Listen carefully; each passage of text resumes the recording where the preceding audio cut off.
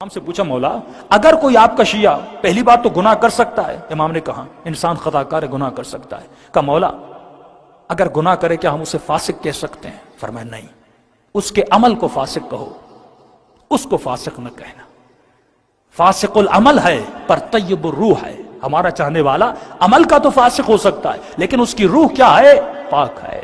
کہنے لگا مولا کیسے پتا چلے وہ آپ کا حقیقی شیعہ ہے؟ فرمایا اگر گناہ کرنے کے بعد اس کے چہرے پہ ندامت کو دیکھو، پشیمانی کو دیکھو تو سمجھ جانا ہمارا ہے، لیکن اگر گناہ کرنے کے بعد گناہ کی لذت اس کے وجود میں باقی رہے۔ کسی نے پوچھا مولا توبہ کب قبول ہوتی ہے؟ امام نے فرمایا تمہاری توبہ تب قبول ہوگی جب تو توبہ کرنے بیٹھے، فار ایگزامپل دعائے کمیل میں توبہ کرنے بیٹھے، جس گناہ سے توبہ کر رہا ہے اگر اس گناہ کی لذت تمہارے وجود میں باقی ہے تو سمجھ جانا تمہاری توبہ قبول نہیں ہوئی۔ جب تک اس گناہ کی نفرت تمہارے دل میں نہیں آتی، فرمایا تب تک تمہاری توبہ قبول نہیں ہوتی۔ تو پہلی نشانی فرمایا اگر گناہ کرے تو پشیمانی اس کے وجود میں ہو، جب تک پشیمانی نہیں ہے فرمایا تب تک یہ ہمارا شیعہ نہیں ہے اور مقابلے میں آ سکتا ہے۔ دوسری چیز معصوم فرماتے ہیں، فرمایا کچھ ایسی عادتیں، کچھ ایسے گناہ انسان کے وجود میں ہوتے ہیں جو گناہ ان کو اولیاء خدا سے دور کر دیتے ہیں۔ یہ گناہ ایک ایسی کثافت ہے، ایک ایسی نجاست ہے جو لوگوں کو اہل بیت سے دور کرتی تھی۔ یعنی جس طرح میگنیٹ ہوتا ہے، اگر آپ کے وجود میں گناہ ہے، قرآن کہتا ہے انما یرید اللہ لیذھب عنکم الرجس اہل البیت ویطہرکم تطہیرا، کہ اہل بیت کو ہر طرح کی رجس اور نجاست سے دور کیا۔ اگر نجاست میرے وجود میں آئے، اگر جھوٹ کی نجاست میرے وجود میں آئے، اگر بغض و نفاق و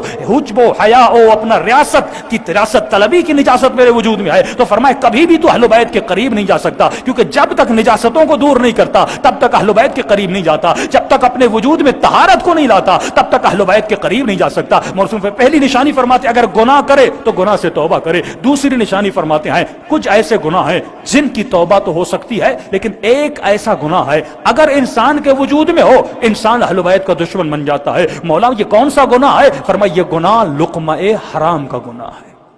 اگر حرام کا لقمہ کسی کے پیٹ میں جائے، فرمایا اس گناہ کی نجاست اتنی بڑی ہے کیونکہ اللہ نے کچھ گناہوں کو چھپا کے رکھا ہے، اگر وہ گناہ کسی کے وجود میں آ جائے تو فرمایا اس کی توبہ قبول نہیں ہوتی، اس کی عبادت قبول نہیں ہوتی۔ 40 دن نماز شب پڑھے لیکن اس کی نماز شب قبول نہیں ہوتی کیونکہ اس کے وجود میں لقمہ حرام ہے۔ حرام کے لقمے سے بڑے ایک ایران کا بہت بڑا مجتہد تھا، کسی بہت بڑے شیعہ سے ملنے گیا، یہ شیعہ ان سے ملے، ان کے سامنے سفرہ لگایا، انہوں نے کھانا کھایا، کھانا کھانے کے بعد انہوں نے قبلہ کے سامنے ایک فائل لائی کہ قبلہ بہت سارے مکان ہیں اوقاف کے جو لوگ زمینوں کو وقف کرتے ہیں، ایک زمین ہے اگر آپ سائن کر دیں اس پہ بڑا اختلاف ہے، یہ ون سائیڈڈ ہو جائے گی، ہمارے ہاتھوں میں آ جائے گی۔ یہ سمجھ گئے یہ کھانا کھانا نہیں تھا، یہ رشوت کا کھانا تھا۔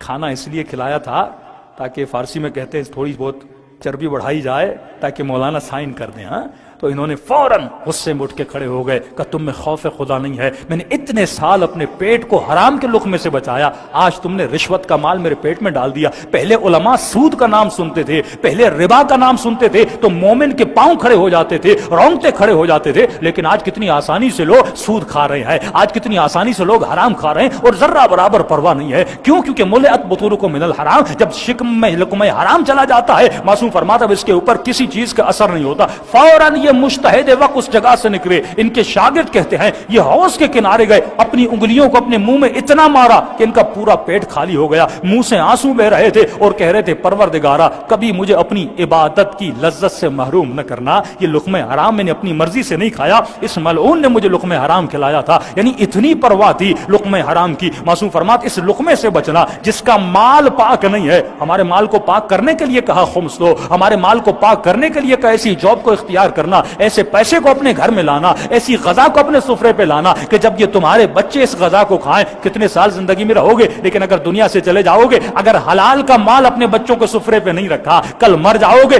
یہ بچے اس مال سے کیا کریں گے؟ اگر عیاشی کریں گے، اگر گناہ کریں گے، نقصان کس سے ہوگا؟ تمہیں ہوگا۔ لیکن بچے کی تربیت ایسی کی جیسی حسین ابن علی نے کہی اگر مر جاؤ گے یہ بچہ ایک بسم اللہ الرحمن الرحیم پڑھے گا، رسول خدا فرماتے ہیں کئی دن سے کئی مہینوں تک اس کا عذاب جہنم ختم ہو جاتا ہے بچے کے ایک بسم اللہ الرحمن الرحیم پڑھنے سے۔ صلوات پڑھے محمد و آل محمد۔